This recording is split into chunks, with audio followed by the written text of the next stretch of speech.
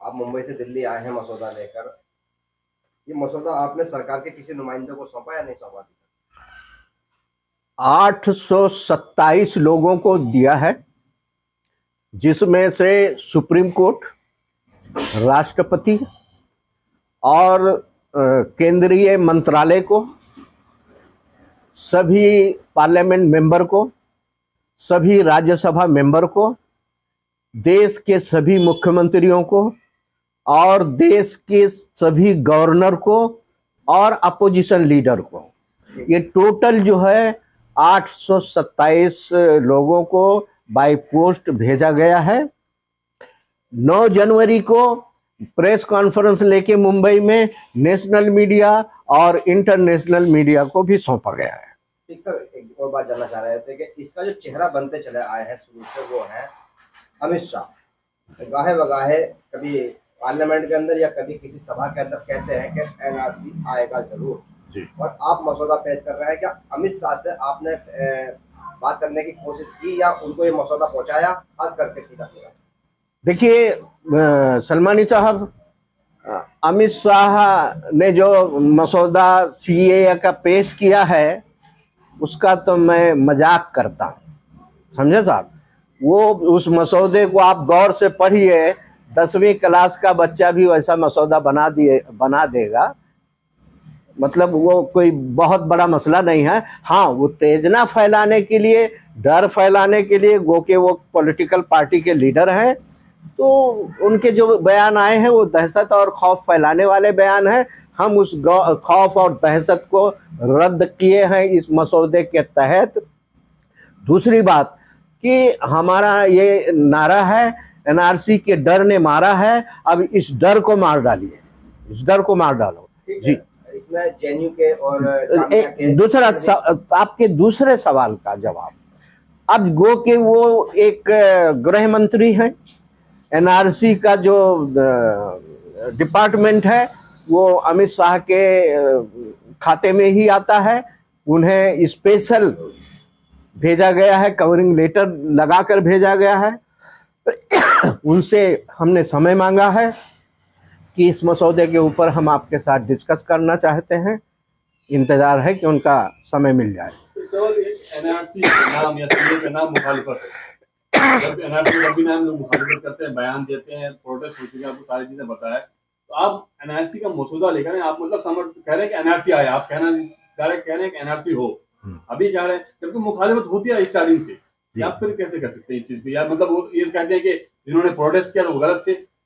जी sir, देखिए, जिन्होंने protest किया वो गलत नहीं थे, लेकिन जो जहर फैला करके प्रोटेस्ट करने पर मजबूर कराए वो गलत है, समझे साहब। हम आपको आपके सवालों का जवाब सादे तरीके से देना चाहते हैं। जो लोग यहाँ पर कुछ देश को 2 हिस्से में बांट दिया गया था, एक एनआरसी समर्थक और एक एनआरसी विरोधी। हम ना विरोधियों के साथ रहे हैं और ना समर्थकों के साथ हैं। हमने अपना विजन पेश किया है, हमने जो जमीन पर देखा है इस मसौदे के अंदर वो हमने पेश किया है, ना कि हम समर्थन में हैं ना हम विरोध में हैं। और ये आप भी पढ़िएगा, आपको भी लगेगा कि वाकई में विरोध करने वाले गलत मान रहे हैं आपने। हाँ, सही मान रहे, गलत मान, जो विरोध कर रहे थे, इतना बड़ा प्रोटेस्ट हुआ शाहीन बाग में, जामिया में और कई जगहों पे पूरे देश में हुआ, तो गलत थे? नहीं, बिल्कुल वो सही थे। उनको जो डर था, मुझे भी अगर डर हो जाएगा कि ये मेरा घर कब्जा कर लिया जाएगा, मुझे जेल में डाल दिया जाएगा, तो मैं भी प्रोटेस्ट में आ जाऊंगा, मैं भी धरने मोर्चे में आ जाऊंगा। वो प्रोटेस्ट करने वाला कोई भी गलत नहीं था, उनका डर, उनको डराया गया था। वो अपनी डर की वजह से उस ठंडी इसमें आए थे, सड़कों पर उतरे थे देश भर में।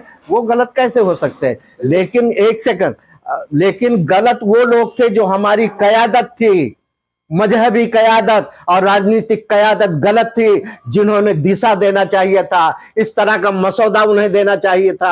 हमारे समाज में बैरिस्टर हैं, हमारे समाज में सुप्रीम कोर्ट के वकील हैं, हमारे समाज में मंत्री लोग हैं, सारी क्वालिटी के लोग पाए जाते हैं। अगर सरकार की कोई नीतियां पसंद नहीं आई थी तो उन्हें मसौदा देना चाहिए था, ना कि जो है अपने बच्चों को, अपने बीवियों को, अपनी माताओं को सड़कों पर उतार देना चाहिए था। फिर भी एक सवाल ये भी है कि जेएनयू के और जामिया के और शाहीन बाग, दिल्ली, पूरे भारत के अंदर जो आंदोलन चल रहा था उस समय, जी वो एक टीम बन चुकी थी, चाहे किसी भी रूप में उसको पहचान लो, चाहे उन लोगों का कदम गलत था या धार्मिक था, जैसा भी था, पर क्या आपने उनसे बात करने की कोशिश की? देखिए साहब, उनसे बात करने को तो कल ही बात हुई है, सोशल मीडिया पे मेरे साइट पर देख लीजिए, कल मीटिंग हो गई शाहीन बाग के शाहीनों के साथ, उन्होंने आह्वान किया है और ये मसौदे की कॉपी उन्होंने अपने हाथ में ली है। बोले भाई आपने तो बाय पोस्ट भेजा, हम बाय हैंड ले जाके दिल्ली में देंगे। आप देख लीजिए, आप मेरे फेसबुक पर देख लीजिए, फोटो लगे हैं, सबने लिए हैं, बातचीत चालू है, हम दिल्ली में बैठे हैं तो गुफ्तगू चालू है और उनको एहसास हो चुका है। कल का उनके अल्फाज हैं कि भाई हम ही वो लोग थे जो कहते थे एनआरसी नहीं चाहिए, लेकिन इस्माइल साहब का मसौदा देखने के बाद हम आवाज करते हैं अब जल्द से जल्द सरकार एनआरसी हमको दे दे। मसौदे की बात कर रहे हैं हम, यानी कि एनआरसी होना चाहिए, आप ये कह रहे हैं। आप इमाम साहब आपके ग्राउंड में बैठे हैं, दोनों से ही जानना चाह रहे थे इस बात को कि आप लोगों ने शुरू में इसका विरोध किया कि भाई एनआरसी होगा कैसे, इसका खर्चा कहाँ से उठाएगी सरकार, बहुत सी बातों पर आप लोगों ने इस वक्त कल पेश किए थे अपनी ओर से, तो अब कहाँ से खर्चा उठाया जाएगा इसका? इसमें वो भी सुझाव दिया है, बिल्कुल इसके अंदर सुझाव दिया है। खर्च कैसे होगा?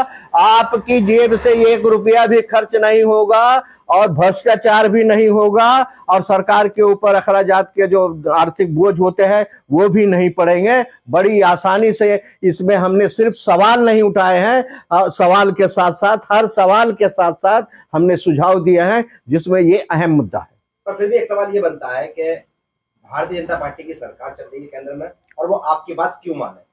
देखिए साहब, ये जो मसौदा हमने पेश किया है सिर्फ मौजूदा सरकार के लिए नहीं और ये सरवर साहब के लिए या नफीस सलमानी के लिए नहीं है, ये आने वाली हर सरकार, जब तक ये देश एक रहेगा तब तक के लिए ये मसौदा है और इस देश जब तक ये देश कायम रहेगा तब तक की जितनी भी सरकार आने वाली है उन सब के सामने ये मसौदा है, ना कि बीजेपी के सामने, ना कि सिर्फ इस सरकार के सामने। अब वो इत्तेफाक अलग है कि हम मसौदा जब पेश किए वो बीजेपी की सरकार है, ये इत्तेफाक की बात है, लेकिन हर आने वाली सरकार के पास है और ये मसौदा आपके लिए भी है सरवर साहब, आपके बच्चे के लिए भी है, आपके पोते के लिए भी है और आपके परपोते और पोतियों के लिए भी है।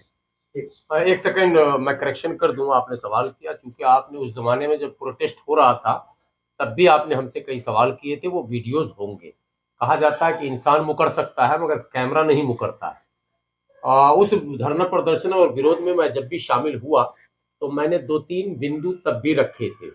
सीएनआरसी के ताल्लुक से मेरा स्पष्ट मानना था कि ये जो अफवाह फैलाया जा रहा कि ये मुस्लिम विरोधी है, मैंने ऑन रिकॉर्ड कहा था कि ये मुस्लिम विरोधी नहीं है, ये देश की बड़ी आबादी के खिलाफ है।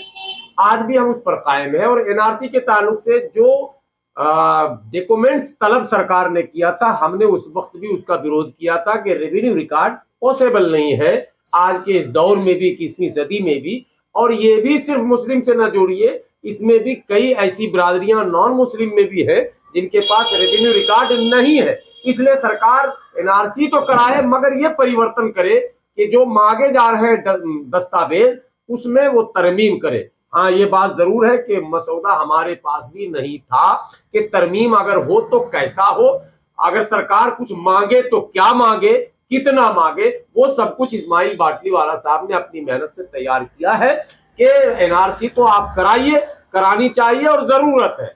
देखिए, आधार कार्ड आपके नागरिकता का प्रमाण पत्र नहीं है और पहचान पत्र भी आपके नागरिकता का प्रमाण पत्र नहीं है, ये बयान आ चुका है ऑलरेडी।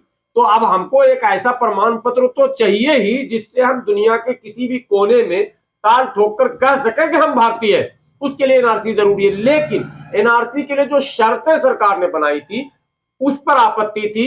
अब सरकार को क्या करना है, कैसे करना है, उसका पूरा प्रारूप यहाँ तैयार है, ये मशवरे जा चुके हैं। अब ये डिस्कशन का दौर चलेगा इंशाल्लाह और मुझे उम्मीद है, आप बार बार कह रहे हैं भाजपा सरकार है, भाजपा सरकार है, ये नकारात्मक बयान भी बंद हो। भाजपा सरकार ने भी कई ऐतिहासिक काम किए हैं, हो सकता है ये ऐतिहासिक काम भी भाजपा सरकार के रहते ही हो जाए। हमें सरकार से डायलॉग का रास्ता बनाना चाहिए।